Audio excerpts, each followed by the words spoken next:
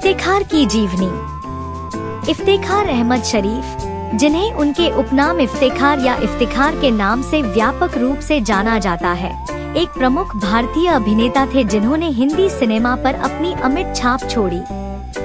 22 फरवरी 1920 को जालंधर में जन्मे वे अपने भाई बहनों में सबसे बड़े थे, जिनमें 4 भाई और 1 बहन शामिल थे। मैट्रिकुलेशन पूरा करने के बाद इफ्तेखार ने लखनऊ कॉलेज ऑफ आर्ट्स से पेंटिंग में डिप्लोमा प्राप्त करके अपनी कलात्मक रुचि को आगे बढ़ाया। हालांकि उनका असली जुनून गायन में था और वे विशेष रूप से प्रसिद्ध गायक कुंदन लाल सहगल से प्रेरित थे। संगीत में उनकी यह रुचि उन्हें 20 की उम्र में कलकत्ता ले गई, जहां उन्होंने HMV में संगीतकार कमल दास गुप्ता के लिए ऑडिशन दिया।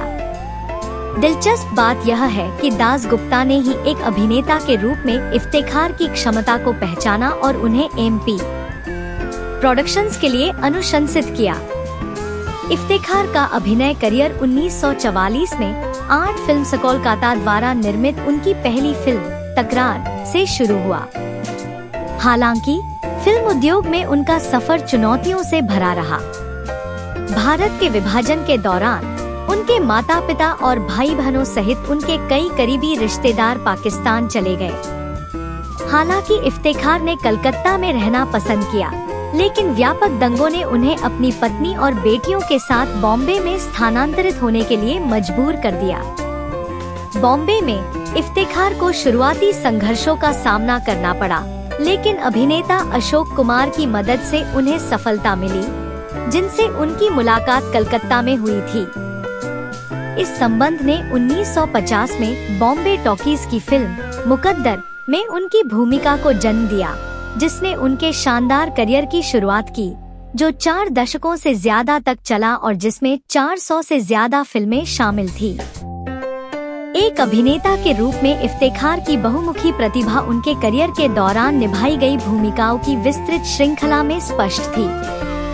1940 और 1950 के दशक में बॉलीवुड के स्वर्ण युग के दौरान अपने शुरुआती वर्षों में उन्होंने मुख्य भूमिकाएं निभाई। जैसे जैसे वे परिपक्व होते गए, उन्होंने चरित्र भूमिकाओं में सहजता से बदलाव किया। अक्सर पिता, चाचा, दादा, पुलिस अधिकारी, न्यायाधीश और डॉक्टर की भूमिकाएं निभाई। उन्हें पुलिस इंस्पेक्टर की भूमिका निभाने के लिए विशेष रूप से जाना जाता था, जो 1960 और 1970 के दशक में उनकी विशेषता बन गई। जबकि इफ्तेखार को आम तौर पर सहानुभूतिपूर्ण भूमिकाएं दी जाती थी, उन्होंने नकारात्मक किरदारों में भी अपनी अभिनय क्षमता का प्रदर्शन किया। इनमें से यश चोपड़ा की क्लासिक दीवार 1975 में अमिताभ बच्चन के भ्रष्ट उद्योगपति गुरु की भूमिका उल्लेखनीय थी। उन्होंने जंजीर और डॉन में पुलिस इंस्पेक्टर के रूप में अपने शक्तिशाली प्रदर्शन से भी एक अमिट छाप छोड़ी। इफ्तेखार का सिनेमा में योगदान हिंदी फिल्मों से आगे तक फैला हुआ है। वे 1967 में अमेरिकी टीवी सीरीज माया के 2 एपिसोड में दिखाई दिए और बॉम्बे टॉकी 1970 और सिटी ऑफ जॉय 1992 जैसी अंग्रेजी भाषा की फिल्मों में अभिनय किया। उनकी व्यापक फिल्मोग्राफी में भारतीय सिनेमा की कई क्लासिक फिल्में शामिल हैं, जो एक अभिनेता के रूप में उनकी स्थायी उपस्थिति और बहुमुखी प्रतिभा को दर्शाती हैं। अपने निजी जीवन में इफ्तेखार की शादी कलकत्ता की एक यहूदी महिला हन्ना जोसेफ से हुई थी, जिन्होंने इस्लाम धर्म अपना लिया और अपना नाम बदलकर हिना अहमद रख लिया। इस जोड़े की 2 बेटियां थीं, सलमा और सईदा। दुखद रूप से सईदा का निधन 7 फरवरी 1995 को कैंसर से हुआ, जो इफ्तेखार की मृत्यु से ठीक 1 महीने पहले हुआ था। इफ्तेखार अहमद शरीफ का जीवन 4 मार्च 1995 को 75 वर्ष की आयु में समाप्त हो गया। उन्होंने भारतीय सिनेमा में एक समृद्ध विरासत छोड़ी, जिन्हें उनकी विशिष्ट भूमिकाओं और फिल्म उद्योग में महत्वपूर्ण योगदान के लिए याद किया जाता है। उनके भाई इम्तियाज अहमद ने भी पाकिस्तान में एक प्रसिद्ध टीवी चरित्र अभिनेता के रूप में सफलता पाई, जिसने परिवार की कलात्मक प्रतिभा को और उजागर किया।